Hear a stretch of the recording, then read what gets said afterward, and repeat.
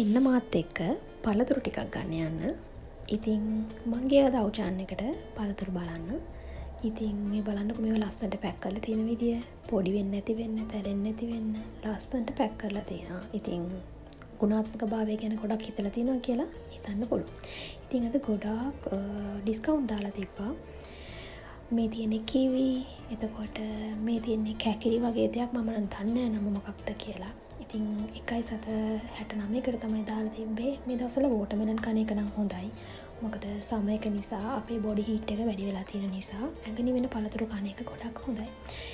ඉතින් රුමේනියාවේ ඉන්න කෙනෙක් නම් ඔයා දන්නවා අනිවාර්යයෙන්ම මේ දවස්වල ඇපල්, කිවි, ඒ වගේම පොර්තුගාලේ, ඒ වගේම ග්‍රේප් ෆෘට්ස් මේ වගේ ගොඩක් පළතුරු වල මිල ගණන් අඩුයි. වින්ටර් එකට පළතුරු වල මිල ගණන් වැඩි.